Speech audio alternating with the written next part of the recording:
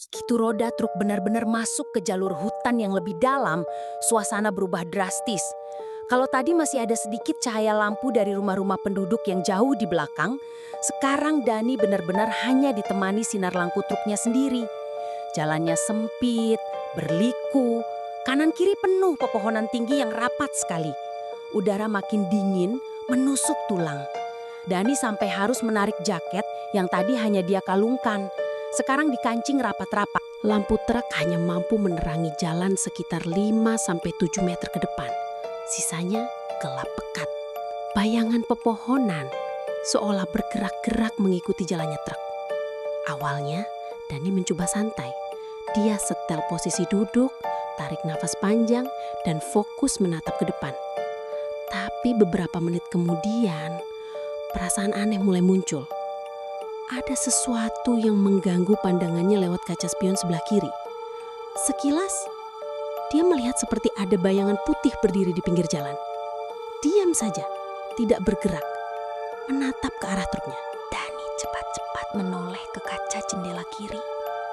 Kosong, gelap, hanya pepohonan yang berdiri rapat. Tidak ada sosok apa-apa.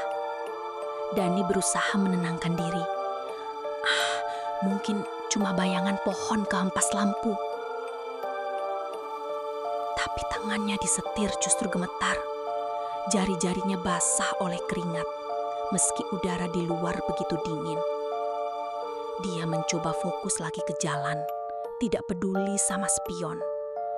Tapi rasa penasaran selalu menarik matanya untuk melirik ke sana. Dan benar saja, ketika kembali melirik spion, sosok putih itu muncul lagi. Bedanya, kali ini lebih dekat, seperti berdiri persis di sisi jalan, hanya beberapa meter dari truknya. Dani buru-buru mengalihkan pandangan. Jantungnya berdetak kencang, nafasnya berat. Tenang, tenang, jangan pikirin macem-macem, bisiknya sambil berusaha mencegah truk tetap stabil di jalan. Tapi semakin dia mencoba mengabaikan, semakin jelas perasaan aneh itu menyelimutinya. Beberapa menit kemudian, udara di kabin truk berubah. Tadinya dingin biasa, sekarang jadi dingin menusuk. Seperti ada AC yang menyala penuh, padahal Dani sama sekali tidak menyalakan pendingin. Napasnya sendiri terlihat keluar seperti asap. Dan yang lebih aneh lagi, radio yang tadi sudah dia matikan tiba-tiba hidup sendiri. Dari speaker keluar suara kresek-kresek. Lalu samar-samar seperti suara orang bicara. Awalnya pelan, seperti bisikan jauh. Dani berusaha tidak peduli, tapi lama-lama suara itu makin jelas. Seperti suara perempuan, pelan, seakan sedang memanggil namanya. Dani, suara itu jelas sekali terdengar.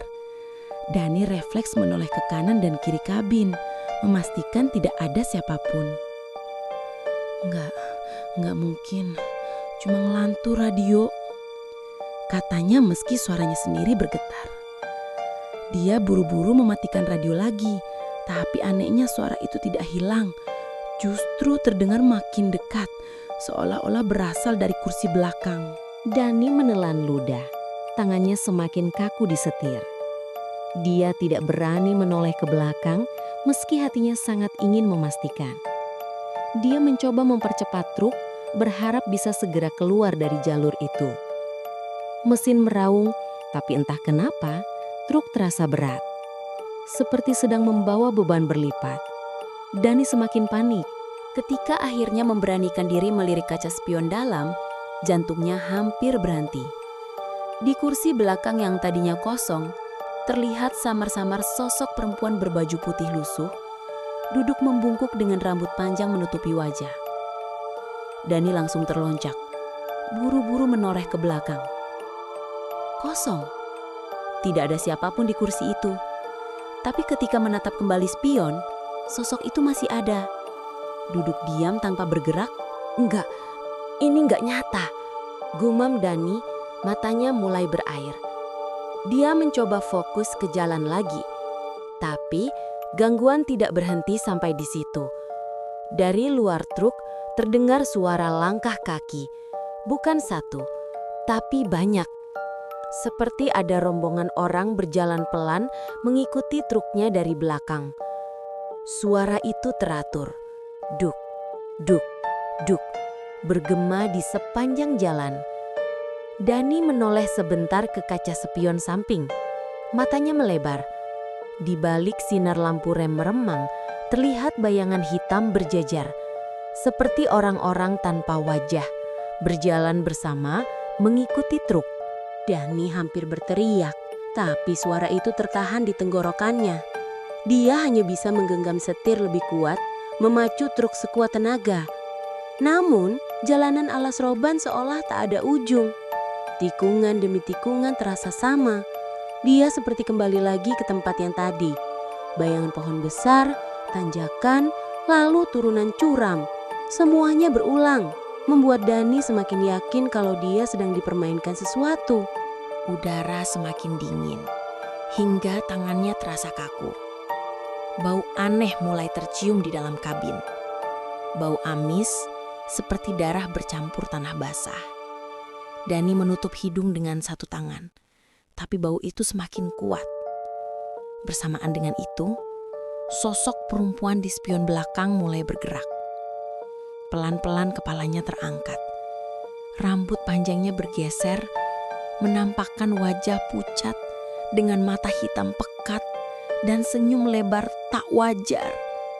Dani spontan menutup mata sejenak, menahan teriakannya.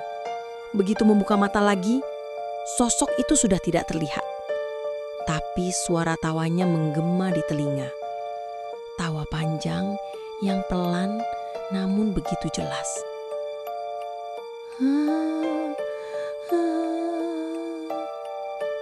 Dani tidak tahan lagi.